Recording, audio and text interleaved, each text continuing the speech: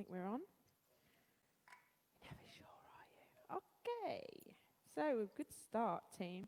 So, I'd like to just welcome Jessica and Amanda. So, they've joined us very early in the morning from the East Coast. Is that right? You're both from the East Coast of the States? Yeah. Amanda's got a dance studio, not dissimilar to ours. So, she teaches group classes and does wedding dances. And Jessica, I've watched for a long time, and I've had the pleasure of getting to know over the last couple of months during lockdown. And she appears to be like a cohesive community organizer. So she has lots of contacts of loads of great teachers and really works hard for the community in social dancing, especially bachata. Amanda, can you tell us a little bit more about what you do? Yes, I teach primarily ballroom and Latin dances. So we teach various members of our communities, mostly adults. Most of our clients are about 45 and up, and we teach group classes where before this all happened, people would come with or without a partner. They would sometimes switch partners. We would always encourage it. And yeah, we would teach us a variety of social dances. Pittsburgh has a lot of social dancers, not as many competitors. So we tend to just have a really good social dance community, and we've been here for about 12 years. Lovely. Great. And Jessica, how are you finding the communication between teachers that you're speaking to in the current pandemic? In what way? And that you've spoken, because you're working and running these online courses and lessons and workshops. What's the message you're getting back to them about how they're managing? Everybody has been super positive so far. It's been really incredible. They're very optimistic. When I started for La Bachata Online, I wanted to work at least the first several months with people who were using dance as their main source of income. And all of them were saying like they had donations or they had savings. They were feeling really, really optimistic, and they've all been very eager to work and very enthusiastic. So it's been a good experience so far. Hi, Esther. And when Hello, you how do you your going? events, do you use studios for your for the Love of Bachata events? Yeah, before the pandemic, I just rent a local studio, depending on size and accessibility for everyone. Yeah. So we just welcome Nesta. Hi, Nesta. Good evening.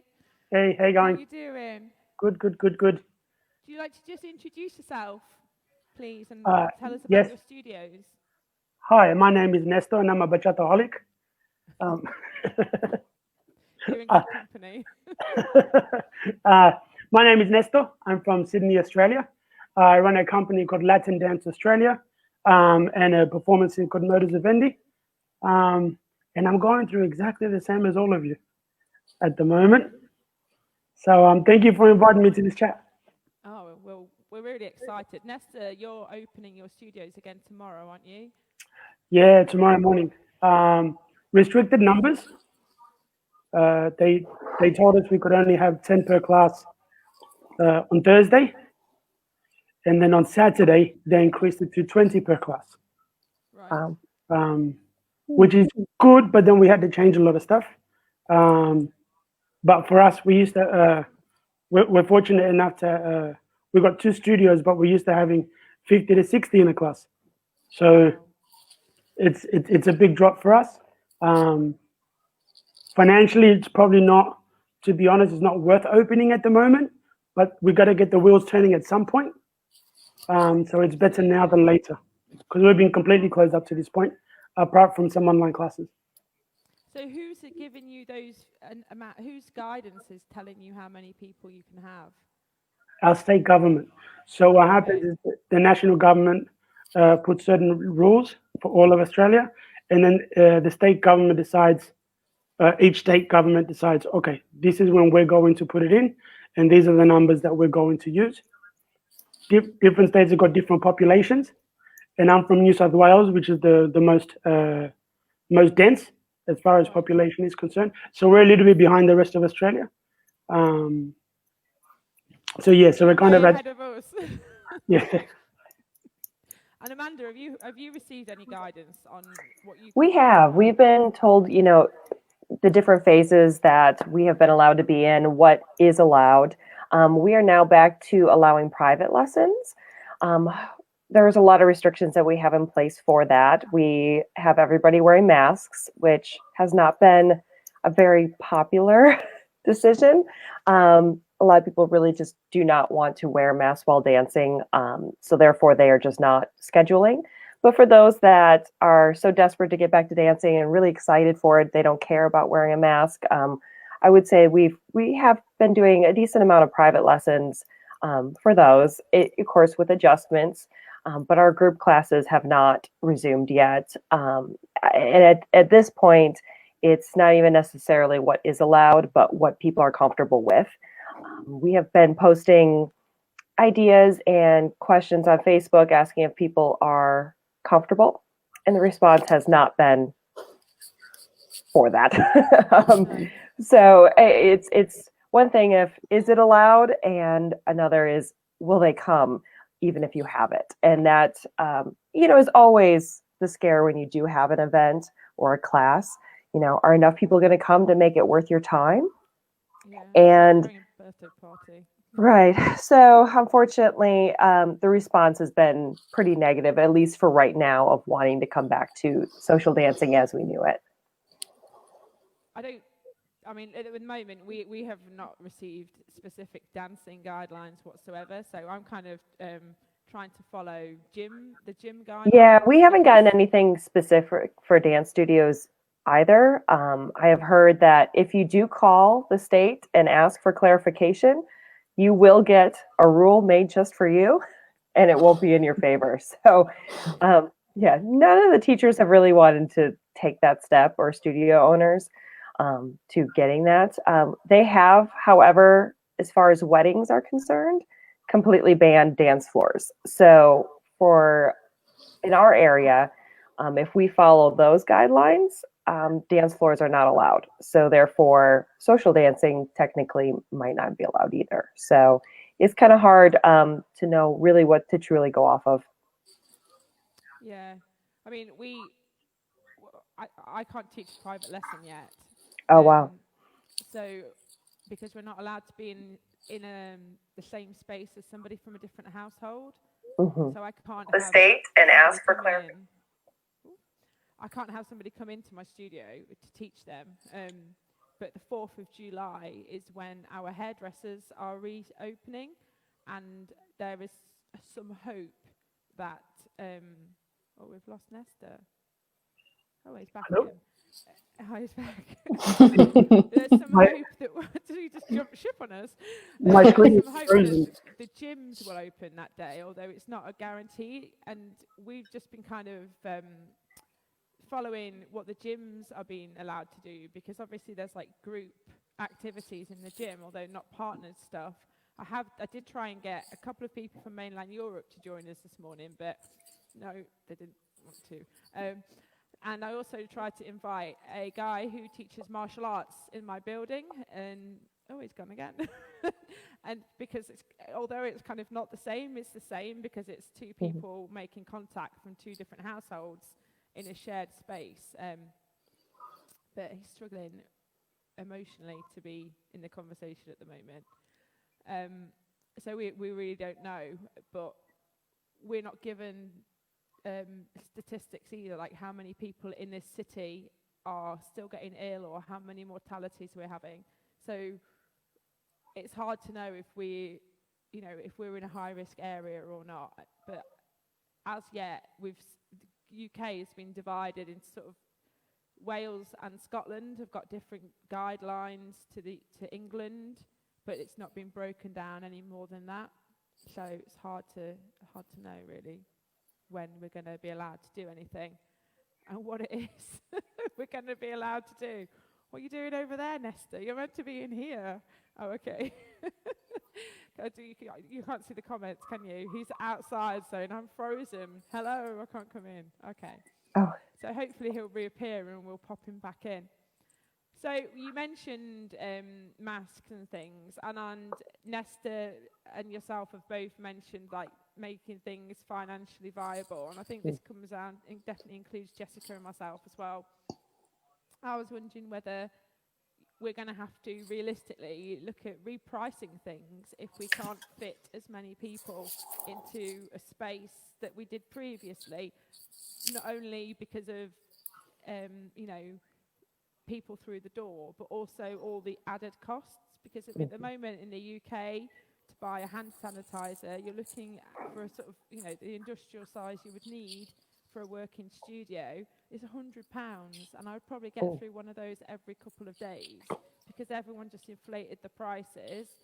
So my overheads are going to go through the roof with signage, hand sanitization, things that need to happen. Do you think that things are gonna have to cost more for attendees, Jessica? Yeah, I've heard a lot of discussions to that effect with other organizers that are concerned. Like if I don't know exactly what Pennsylvania is proposing right now, but I know dancers who are desperate to get back have been proposing their own ideas, like take everyone's temperature. And it's like, okay, well then you need, a thermometer that you can read everybody's temperature through their forehead. You have to invest in that. You might have to make sure you have the staffing for someone to be doing that to everyone that comes in, and I think it will be a really tricky time for organizers and dancers to try to like meet in the middle with balancing those extra costs, but also, what can dancers afford? And in the Latin scene, I think our general population is a little bit younger than ballroom that Amanda sees. So I know a lot of our dancers have been unemployed during this time or underemployed, and saying like, okay, we're going to raise prices from $10 to $20 might be a deal breaker for people. Yeah. Sorry, I'm back. Welcome back. Just saying, I don't know if you could hear us, Nesta. I was just asking Amanda and Jessica whether they feel that because of the increased overheads of sanitisation and signage and things that we're having to do, kind of risk assessment and health and safety, plus the reduced capacity, whether prices are going to have to go up to make things viable to carry on. Look, I think 100% we're going to have a lot more expenses than what we normally do. And also with reduced numbers, the income is not going to be the same. I'm sure it's probably the same, over where you ladies are. But for us to put the prices up here in Australia, we have a problem that a lot of people have lost their jobs. Mm-hmm. So in order for us to put our prices up, what's going to happen is a lot of the people that we had are not going to be able to afford to come to the classes. Mm-hmm. So we're in a catch-22. Do we put the prices up to try and make our money back? Or do we take those extra expenses but make it possible for people to continue to come? We do have a collective group with all the schools from, like a lot of the major schools from Sydney that have full-time studios. And one thing that we did agree together, because we had this conversation, was that no one was going to drop their prices. So therefore we could work together. And otherwise it becomes a price war. And if everybody drops, everybody loses. Absolutely. Yeah. So that we're lucky that in Sydney we have a really close knit when it comes to these main studios. We're competitors in a way because we're in Sydney, but in many, many other ways we work together. So this has kind of worked in our favor. That's really good. So yeah, so for us, we wouldn't, we wouldn't put the price up at the moment because, we're kind of be shooting ourselves in the foot about how many people would then continue to come. I mean, already a lot of people are cancelling their memberships because they can't afford to continue.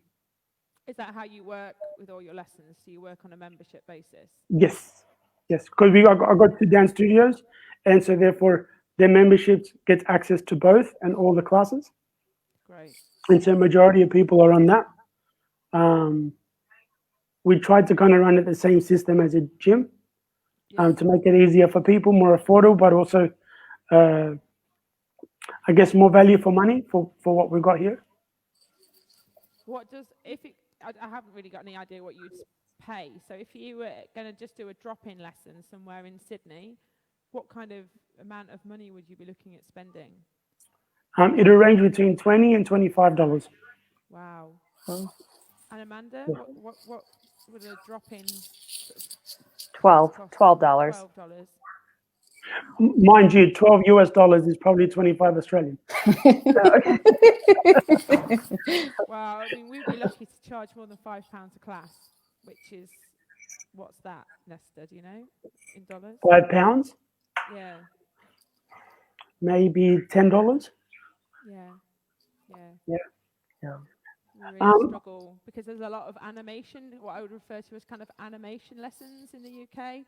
So Yep. lessons that take place in bars and restaurants, pre-parties, from different standards of teachers in Yep. sort of public spaces, and that seems to set the price for what people can charge. And I mean, I kind of advertise at £7 for a drop-in, but if you pay the course, it becomes £6. If you've been coming for more than 3 months, it becomes £5. You know, there's like a loyalty Yeah. reward system, but I think that the kind of, you know, I don't know what you would call those lessons. They're like animation lessons, really, aren't they? They're not generally. Yeah, classes before a party. We call them a warm-up class, Yeah. where it's just before the party starts. But every single venue, every single party, no matter who runs it here, they happen at every single one.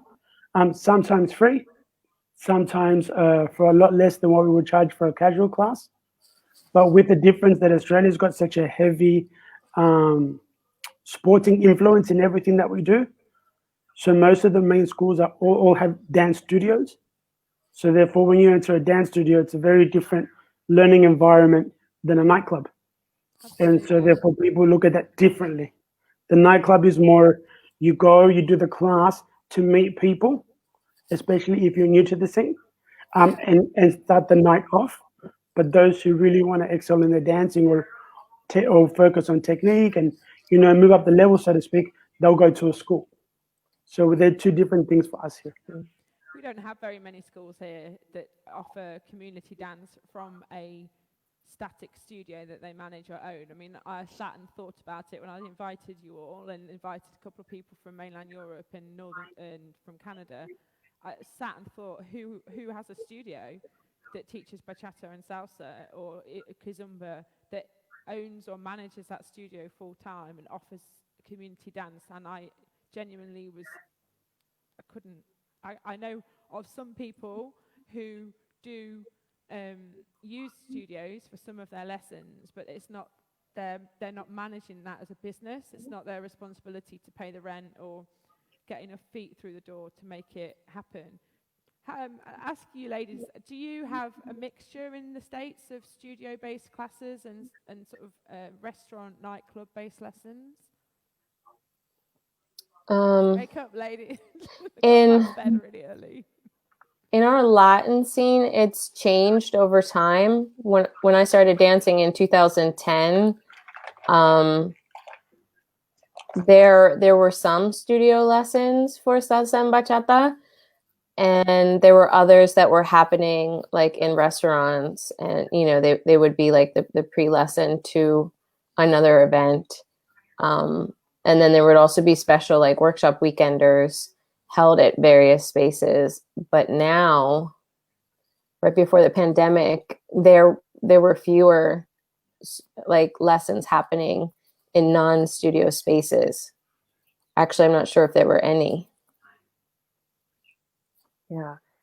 For us, we've been having on the ballroom scene, there's a lot of social dances that do happen in Pittsburgh outside of studios. And that's because they've become so successful that a lot of times they don't fit in studios anymore. They've gone to country clubs, community centers, banquet halls, different wedding venues even, and they were really successful. I don't know how that's going to come back around. That might actually allow studios to once again host social dances in larger classes. But I'm really not sure. I think this is just such an uncertain time that it's hard to know what, one, will be allowed, and two, what people will actually support and feel safe supporting. I did a broadcast similar to this 2 weeks ago, I think it was, with just my own students and previous students and people who come to events, and I felt the message that was coming back from them was that they would feel more comfortable going into a studio with a system in place to attend a social dance lesson or a community dance class, or whether it's competitive, if that's more your vibe, then they would feel going into a restaurant or a bar. They felt that, they said directly that if they knew that the person managing the space was doing everything recommended and for people's best interests. So the things I was talking to them about is that we would ban all cash. There would be no cash transactions. You book in advance, you pay in advance. No money or debit cards would be used on site. I spoke to them about there being a one-way system through my studio, so you'd come in the front door, change, go into the studio, leave through the fire exit, so that the next group can come into a sanitized environment. Obviously there's going to have to be a rollover. There's going to be gone are the days of going to be next class, let's go, come on, let's warm up. We spoke about having like numbered bookings. So if it say I have 20 people, when you book, you'll get a number. When you arrive, you'll have a locker with your number on it. So that's your space. Then the grids on the dance studio, which I started to create yesterday, are numbered. So you are number 6 from arrival to the changing room to the studio space, and then you leave. And each time you come, maybe your number will change.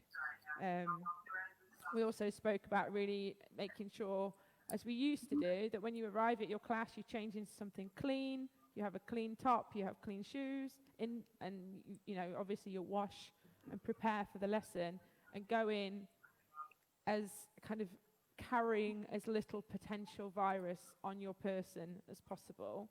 Masks, as you said, Amanda, there was quite mixed feelings about masks. Some people felt quite strongly that if they came, they would want to wear them. Others felt that they wouldn't want to dance in a mask. They would feel quite claustrophobic. I'm not sure how I would feel about teaching in a mask, because teaching online's been quite bizarre, because you lose that human contact. And I used to work in rehabilitation of drug people with crack cocaine addiction and do a lot of counselling. And I found that if I can't see somebody's face, I don't always know how they're feeling about what we're doing. And there's been times when I've been teaching online and I'll be like, is there anyone out there? Speak to me. I just need one kind of smile, or yeah, we're good, or something. And I feel that if everybody's masked up, maybe there'll be a time where we lose that, but that could perhaps develop as well. We'll find a new way of communicating. So I spoke about lots of these things. I mean, there's literally a massive list, goes on and on, of things that we've thought about putting in place to reduce anxieties in the studio. And it has been a very interesting shift. The first lesson I taught, wearing a mask, it was so nice and refreshing to be back teaching a lesson in person. But it was almost out of a movie. It was just so surreal how much has changed. Like, I was back, but I wasn't back. And then probably the strangest aspect was meeting somebody for the first time wearing a mask, never seeing each other's faces. And then, you meet with them, you have a lesson, and then you leave, and then you never know what they look like. And it was just a very different, strange feeling at first. But I guess if this is our new normal and this is what keeps us dancing, it's something that we have to do. And do you think people will come back to studios before they'll go back into kind of animation sort of fun classes? I do. I think I agree with you, what you're saying, that I think a studio atmosphere is easier to control than say something out at a larger social dance. I think the hardest part is going to be enforcing these restrictions, because there's just you're not going to please everybody. And it's going to be hard policing that, making sure people actually do keep their masks on or actually do what they're supposed to do. I think it's gonna turn us into, for lack of better terms, the bad guys in a lot of ways, to enforce it. Yeah, like, hey, you took it off. You have to leave now. Like, and who really wants to do that? I mean, it's going to be hard enough to go back to business. Back on. No. Right. Like, hey, I saw you. You're busted. It's something that, as studio owners, do we really want that on our plate as well? I'd rather not open in some way. Right. Especially if it's, you're going to be teaching to only 5 people. When you really want a class of 20, I'm not really sure. It's tough. So one of my students has said, can we subsidize classes with an online subscription for the same classes? And this is something I touched on in that discussion, is that at the moment, the reason I visited my studio yesterday for the first time in like 11 weeks, which was really bizarre, was to see about having cameras installed so that every lesson I teach, you can attend virtually or you can attend physically. And so if, for example, I don't know if you guys are having this track and trace, they're trying to introduce track and trace here. So if somebody's notified they've been in contact with someone that's tested positive, they then have to self-isolate for 14 days at home.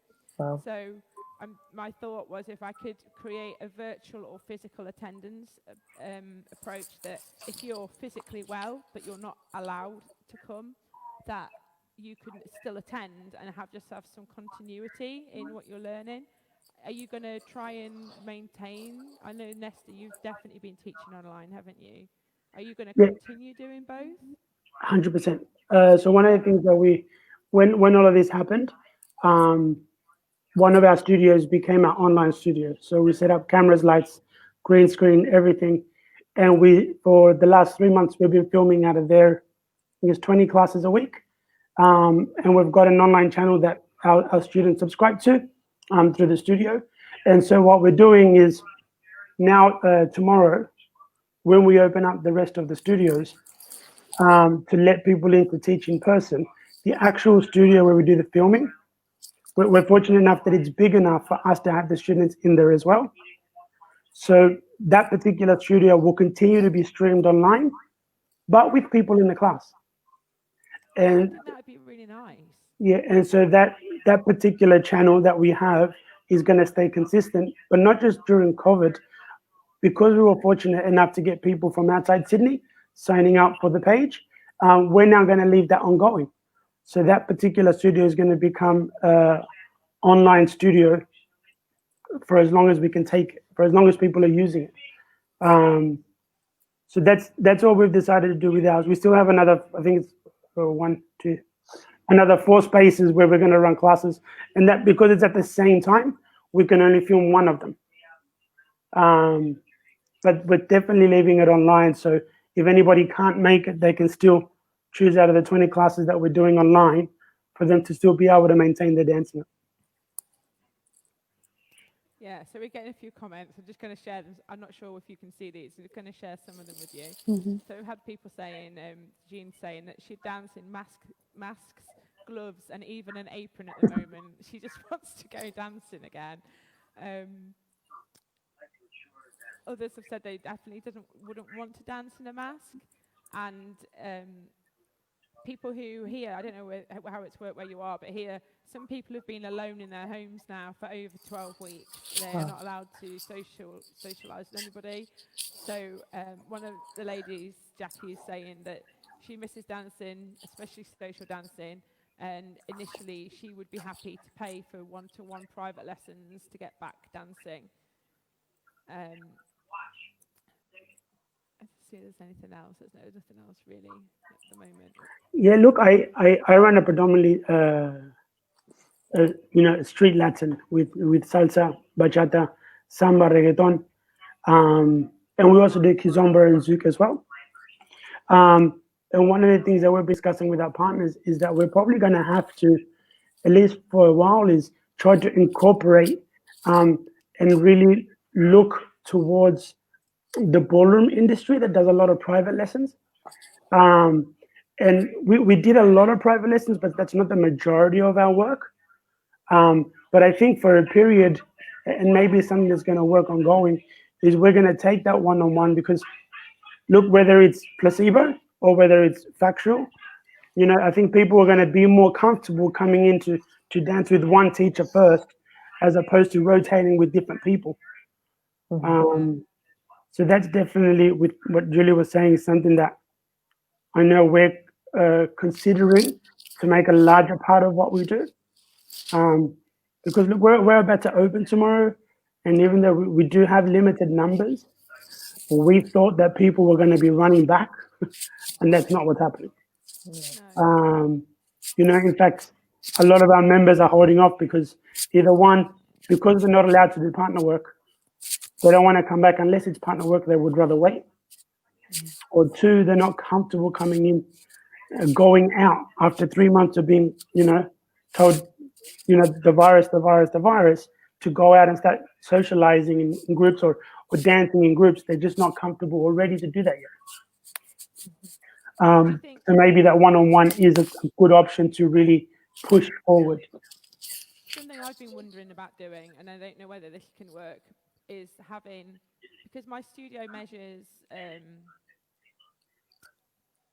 guess that was right, 6 meters wide by 16 meters long.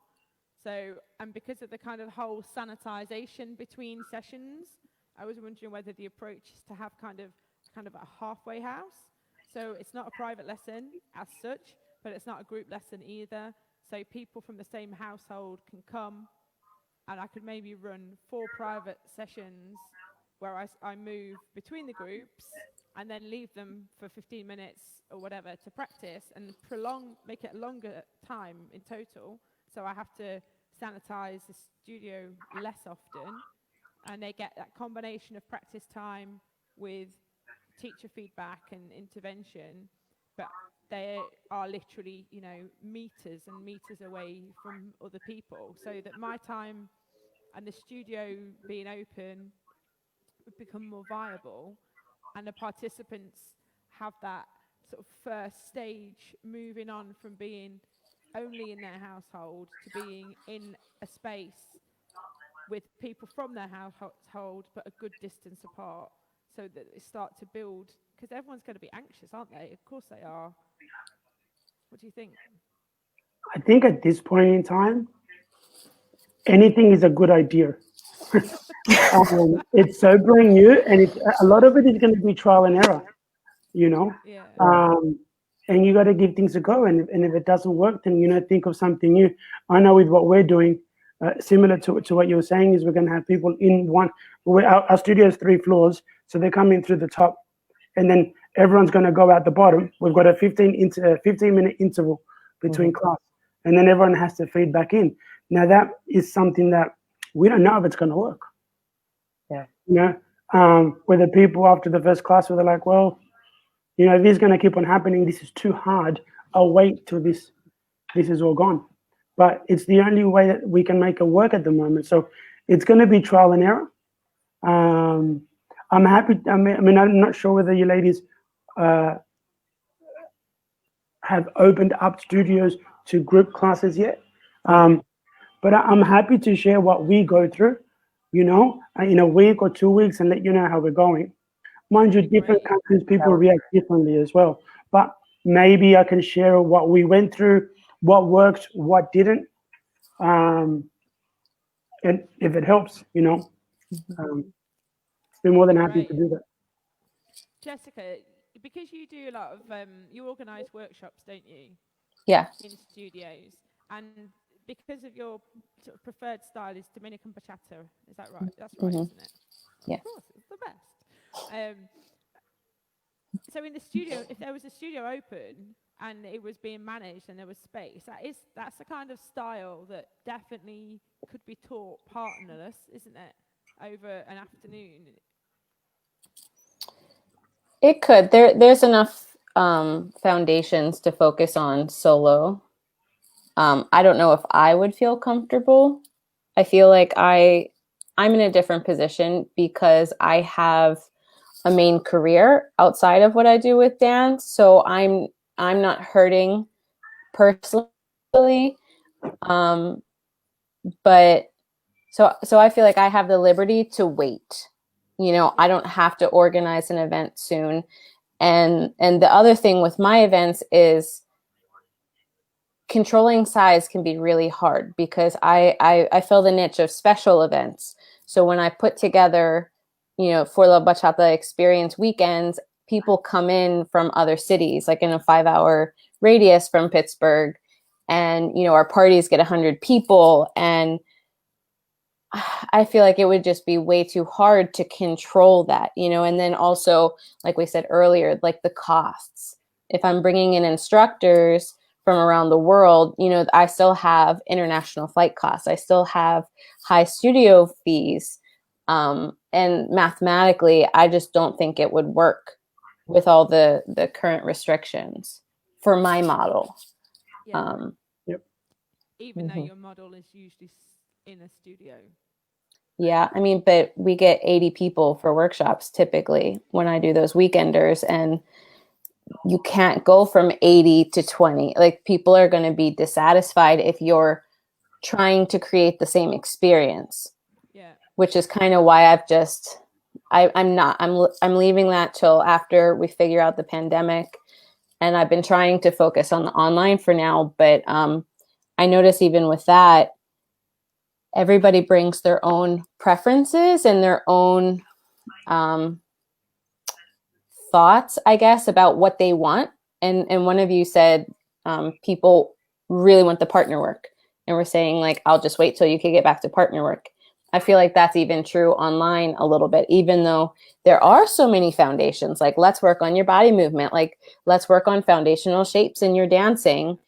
You know, you could do footwork, you could do musicality, you could do all of that by yourself. And I think for some people, because they can't connect physically with a person, it's still just not enough. Yeah, and I definitely have had the same message. People have said to me, I haven't stopped, I'm just stopping until I can do it as I'm used to. But I think the way I want to. it might never be the same. It might not be how it used to be. I've had people say, there's 5 people I would dance with. Can we have like pods? I mean, this is very much in the future for us because we are not allowed to have anyone in yet. But I have been wondering about doing some outdoor stuff. But even outside, we would be limited to no more than 5. This is one of my regular ladies, Alana. She's come on like so well while we've been dancing on doing the lessons online, and I think that those are the people we really need to consider when we go forward, because we need to be able to deliver to people who are partnerless and who as well as people who have partners. I mean, I've taught technique lessons in salsa and bachata every week, just one a week, kind of multi-level with differentiation going across, so that I can take a beginner with an advanced student and kind of show them the progression of that specific technique. And it's worked. The retention's been good. The feedback's been really great. But I think I feel very responsible that the people who've engaged with me, who are living alone, who have attended lessons, don't become the forgotten when we are able to teach couples. And I kind of feel like there's going to be a massive change in approach, because there might have to be lessons that are purely focused at solo dancing, or we've been kind of calling it conversational dancing, because we are community based, we're non-competitive, we're completely inclusive, we have very mixed group and a very fair representation of the community that we're living in.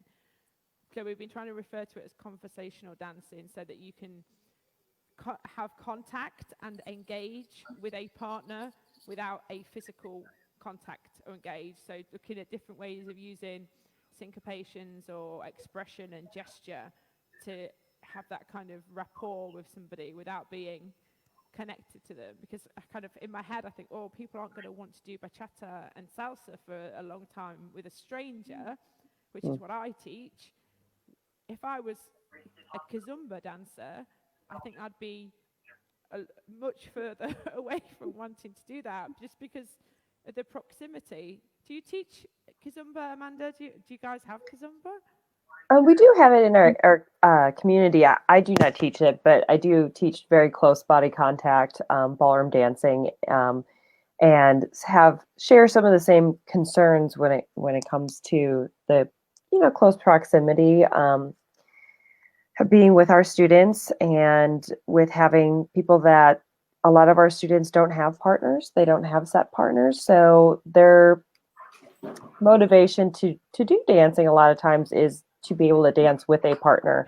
And I've felt through my virtual classes, there's the ones that are fortunate enough to have their partners living with them or a spouse. And then there's a good majority of our dancers that live alone.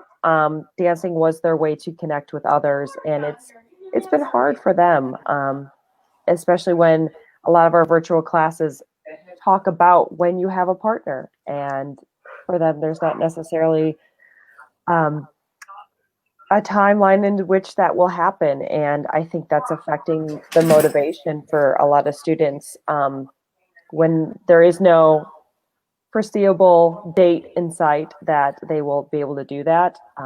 What is their motivation to continue for a lot of them? And that's kind of the challenge that we're facing. What do you think, Nesta? I completely agree. One of the things that I think in Australia is two things that are very important. One, we're a very sporting nation, so people like to work hard towards something. But the other thing that we love doing is socializing. And so you've got these two very, very, very clear things in our dance industry, which is people like to work hard to get better and work towards something. But it's not the same without your friends. It's not the same without socializing. It's not the same without your peers, or to be able to go do it socially. So at the moment, we're going through this thing where there is no end goal because we don't know when we can start. And it's been really hard to socialize because you couldn't be around anybody. And now they're saying, yeah, you can come together, but you can't connect. Or there's no nightclubs, there's no events. So it's all very, I guess it's taxing for a lot of people, especially those who started dancing to get away from the stresses from work, or to meet somebody, or to form a social circle. Yeah. I think when it comes specifically to those areas, which is such an important part of what we do, that has been really taxing on everybody, including myself. I'm here with my wife, but what happens, my wife can tell you, is that I don't like being stuck inside the house. I like going out and dancing. And so I've been going to the studio even throughout this whole period because I was able to, because I'm nearby, every day trying to create something to do because I can't sit still. I get anxious. And so whether it's reaching out to the students or playing music on Facebook, or creating online events, just to be able to do something. And I know how I was feeling through that, and I know a lot of students were feeling similar through what they're going through. And the fact that we haven't been able to socialize, and now they're saying you can dance, but you can't really dance because you can't socialize, and you have to cover up. And when you see your friends, you can't kiss them hello, you can't give them a hug. You've got to stay from a distance, and it's taxing. It's really difficult. So I guess it's trying to find that balance to show people it's good to come back because it's a start to go back to where we were as far as that is concerned. And unless we start from somewhere, whether it's online or whether it's private lessons, we have to start at some point somewhere. And I think each of us are probably at a different point right now, but reminding people that we're taking one step forward from where we were yesterday might help that. I think that's why I really wanted someone from mainland Europe to join us, because then we would have had literally like the whole timeline, with Nesta very definitely being the closest to being allowed to teach a group. And then I've seen it in the Netherlands, a lot of people doing big outdoor lessons, but from tomorrow they're allowed to teach inside. And I don't know what their restrictions are exactly. And then obviously us, we're way off. I mean, I don't know if any of you have experienced this, and I'd be interested to know. I locked down the studio, I think 10 days prior to the government insistence that we stopped, because even though I'd already for 4 weeks not been doing partner work and had increased sanitization stations and had somebody in cleaning during my lessons so that I knew that as the next group came it was clean, I'd put that all in place because I'd been watching the news, what's happening traveling towards the UK, and we have an international community. So I'll probably have in excess of 20 countries represented in an evening in my lessons. Wow. People obviously go home at weekends, and they fly to Italy, they fly to Spain, they fly to Greece. So I already had started doing it, and when I locked down early, I sent an email out saying, look, I'm just going to have a week or so to sort of regroup my thoughts and think about what on earth I'm going to be able to do in this environment, but I will bring you something online. And from that, I had a torrent of hate mail, emails, people saying, what are you doing? People are dying. How can you even be thinking about dancing? And when I promoted this hive mind discussion about the future, I've had a few more of those. Have you experienced anything negative about being a dancer in the pandemic? Anybody can answer that. I haven't, but I know another person in our community has. They posted, talks of having an event as soon as we were in our green phase, and the response was alarming. Are you crazy? What could you possibly be thinking? And I've seen it in other cities in America too. Studio owners talking about getting back into dancing, and just people not being supportive or kind about it.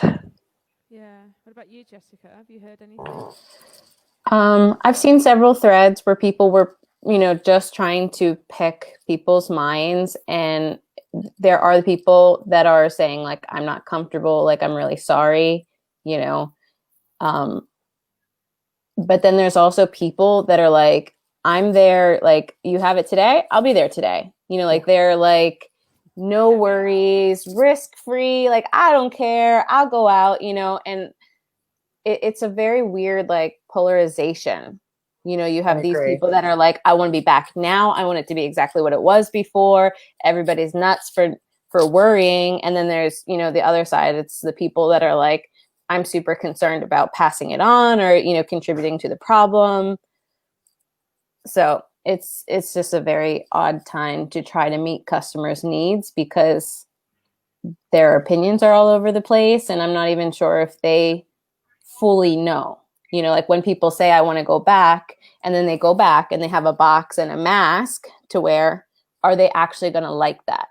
Are they going to stick around? Like they might say I'm there, but then meeting the requirements of the government might be a deal breaker. Yeah.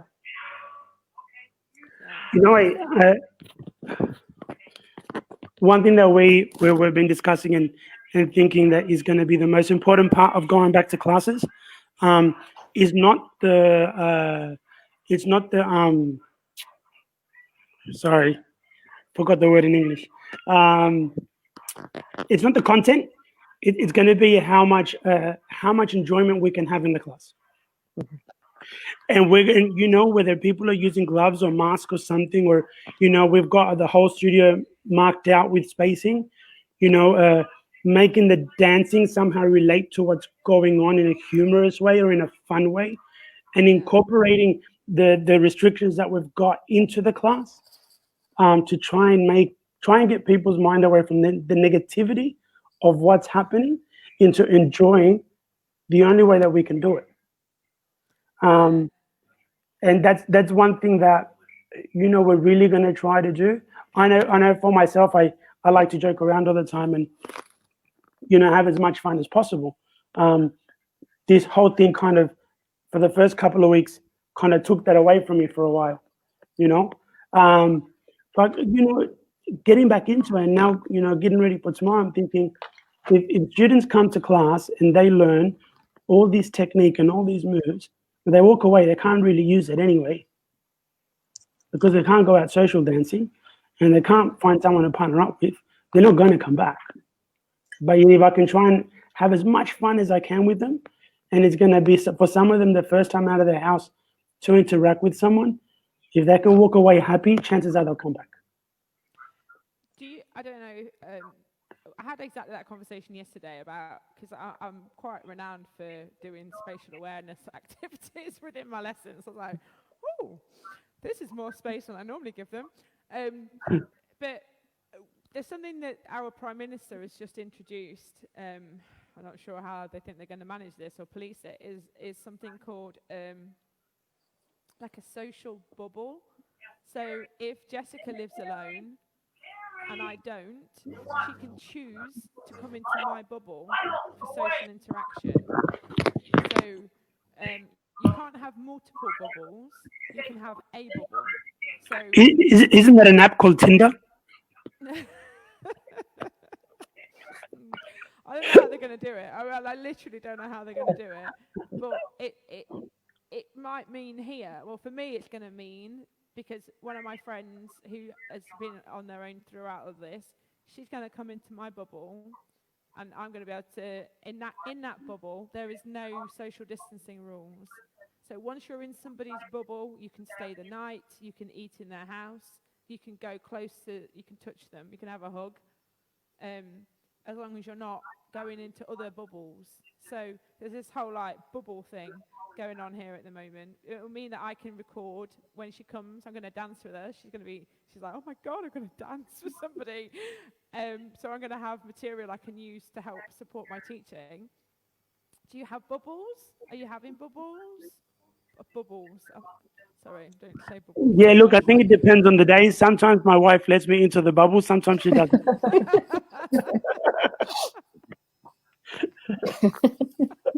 think you're going to be in trouble after this. We can't help you from here. Nope. On your own, sorry. But it would mean if you have two technically it should mean that if you have two self-isolating students, if they opt to be in the other person's bubble, they can go there and attend your lessons with a partner. Yeah, we because for a period they didn't mention dancing at all as far as restrictions are concerned, because I don't think dancing even reached the radar of what the government was doing, and then there was a big uproar as far as what dance schools could do, and so therefore what's happened eventually, they did start including dancing and dance schools into a lot of the rules that were put in, and so for us at the moment where we're at is you're allowed to attend a dance school, you just can't dance physically together. But that also ties in with a lot of the community sport. Anything that's contact is not allowed yet. You can train, you just can't have that contact. So we don't have bubbles as per se at the moment. We used to have households. You can only mingle with your household or with your direct family. But I can't say that we had, or it's ever come up as far as you're saying bubbles, even if it's people from different circles. Right. What about in the US? Do you have bubbles? I've not heard anything like that. No. I have students that are comfortable with coming with each other. Like they were dance partners and they're comfortable with coming back for lessons, but it would all be private based. So it's also different, isn't it? We just need to be completely creative in our approach, and as Nessa just touched on, I mean, there's no specific dance guidance coming out. I mean, I'm really hoping that the professional bodies that I'm a member of, like One Dance UK and People Dancing, will start to share, some kind of guidance. I realise we're just coming to the end of our hour, so I really want each of you, if you can, to just sort of share anything that you think might help or has been helpful to you. And you two ladies can start your day because you've got out of bed at the crack of dawn. And we really appreciate it. And it's been so interesting to hear the differences. And then if we start with Amanda and work the way around and then go to Jessica, then we'll finish off with Nesta. So Amanda, if you could just give us a minute, that would be wonderful. Yes, I think any advice that I would have for any other studio owners would be to just try to stay positive, as hard as that might be. Be creative. That's kind of the only thing we really have right now, is to just come up with ideas, and try not to get too stuck on what things were, because it's just different from here on out, and to really try to be open-minded about where things are going, and again, try not to be stuck in the box of what things were. Next week next week I'll be doing a parking lot dance where people will be in their own individual parking spaces, and you can only dance with a person in your space. And it's something that if you would have told me 6 months ago I'd be planning, I would have said you were totally crazy. But we're being creative, and we're doing what we can do to bring the community together, even if that is just people being able to be in the same vicinity as others, 6 to 10 feet away, just seeing them to talk. That might be all we do. I don't know. It's going to be very, very interesting. I'll definitely keep you guys posted as to how it goes. We'll see. So yeah, I guess just try to hang in there. It sounds like you're doing great. That sounds like a really fun idea. Yeah. What have you got coming up, Jessica? What have you got to share with us? I would like to echo what Amanda said for owners and organizers, because, I like to read a lot of stuff about successful businesses, and over time, industries always change for one reason or another. And the only way that anybody survives in business is being very adaptable. So I think we as organizers and business owners have to adapt. And then on the other side, though, I think if dancers really miss dancing and really miss what they had, they're also going to have to learn to be really flexible and forgiving with themselves, because, if you're going to feel bitter until you can have exactly what you had before, that might be so far in the future. We don't know if there's a vaccine coming in the near future. Like, we don't know when the end of the pandemic is going to be. So, we're going to have to be flexible with ourselves and start cultivating like a different mindset. Like, I can learn online. I can get myself through there. But as adults, and this is something I learned in my undergraduate studies, I'm a Spanish teacher professionally. Adults, we often get in our head how we learn, and that's the way we learn, and that's the only way we're willing to learn. And it's actual crap. If you are one of those people, I'll let you know, like, professionally, it's crap. Like, you need to be flexible and say, like, I can do it, like, and just start learning to pay attention to the small things. Like, how can I make this work for me?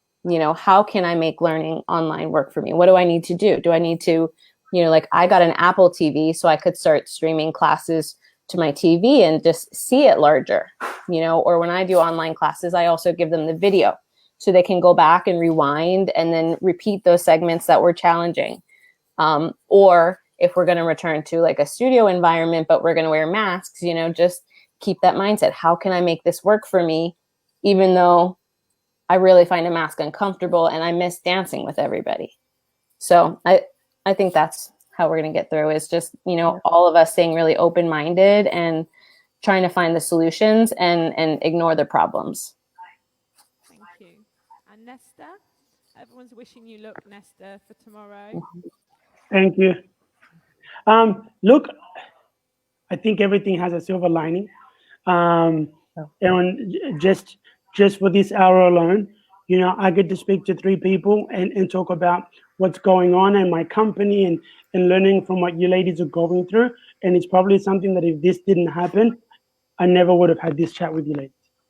You know, and from here, you know, I'll probably try and check out what you guys are doing online to say, hey, how is this going? And I might even be in contact with you at some point. And happy for you to add me on Facebook, you know? Yes. But one of the biggest things I think about this is that for me on a personal level, I've had to go back to learning. You know, I've spent so many years running a school, running teams, teaching classes, that this has taken me back to learning. I had to learn how to actually be online.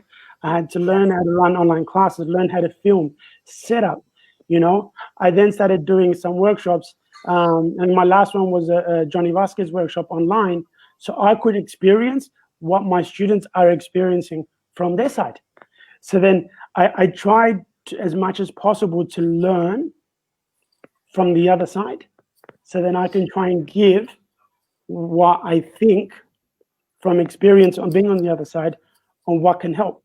So if there's one thing that I would recommend is there are certain things that we can't control, and that's what the government does and the government says. And from country to country, there's going to be different things. Certain things we can't control. There's a lot of negativity, riots, and talk about racism and talk about pandemic, and there's so much of that going on. That one thing I know for me, which I think will be for most people that dance, is one thing you can always fall back on that makes us happy is dancing. And so whatever form or shape that is, whether it is learning from different people around the world, or investing yourself into shrines, or finding new creative ways like the car park, we can always come back to dancing, no matter what form it is, and use that as a means to push forward and be excited about whatever lies ahead. Ultimately, I think most of us, no matter how bad we see it, we're in a very lucky position that we still have our health, and we got to make the most of it. We got to make the most of it. It sucks sometimes, this whole situation, and I think we're all going to think that. But if we remember that ultimately we are going to get out of this, and who knows? I've always thought to myself, I don't think I want things to go back to what they were. I want them to be better than what they were. Yeah. And so whatever we do from here on forward, hopefully will lead us to that. And the dance scene is, I think, going to be very important for a lot of people that were in it, that are in it, and that are going to be in it later on. So no matter what happens, you got to support each other, and do the best that you can to keep dancing. I guess the most positive thing that we have in our life. Brilliant. I just want to thank you all for joining me. I know it's been at the absolute extremes of the day. Nesta, I think I can speak to all of us. We wish you every luck for tomorrow. I hope that it goes really well, and that you get some positive feedback. And I'm sure that even the people who are hesitant now, once they start seeing people go and checking in and posting about their classes, it will be too much of a carrot for them to not come along and take part as well. Some people are leaders, and some people just like to kind of come along in their good time. So although we've got people in. I do have one concern, in a group of 50 people, if 10 find my jokes funny, it's good. In a group of 20 people, that's less amount, so I'm in trouble. My guys would just be glad they weren't being made to stand in hula hoops. Square. So it's good. So have a safe time. Thank you. Let's do it again in a couple of weeks. And Yes. see if we can get somebody from Europe to get involved. It'd be really interesting to get somebody from a Scandinavian studio as well, because their approach to the whole lockdown has been like no other countries. So it'd be interesting to see, because I think like Jessica mentioned, this is some people's entire income, but it's more than that, isn't it? If you teach dance, you don't teach dance because you want a job. You teach dance because you kind of can't live without doing it. It's your life, every day. You used to do something else, and now you do this. And when you're doing this every day and you're not getting to see people, perhaps we need to share our thoughts and our creativity to make sure that we do have something completely new moving forward. And I do think it's going to be better I've spoken to Nesta and Jessica privately previously. I'm currently studying at Trinity Laban in a postgraduate qualification in dance learning. I've never been so grateful for that at the moment, because everything I've been studying for the last 2 years has made my online teaching work so much better than it would have done. So it's great. It's like, oh, I can use this. I wouldn't have been able to do this in the studio, but I can completely do this when I've got my little things that Jessica taught me about when we had a chat, and I can now use during my hangouts, which is brilliant. Yay. Yeah, I learn from you. We learn from each other. We And do. This is why we're here. We're carrying on because we haven't stopped being students, and that is a fatal decision in the world of dance, isn't it? When you stop learning or stop thinking you need to learn or wanting to learn. It's done. It is. Yeah, it is. So good luck. Thank you very much. I'll see you again soon. Yeah, same to you. Thank you. Bye, Ciao, guys. ciao. Bye, everybody. Thank you. Thank you. Ooh, I'm so sorry.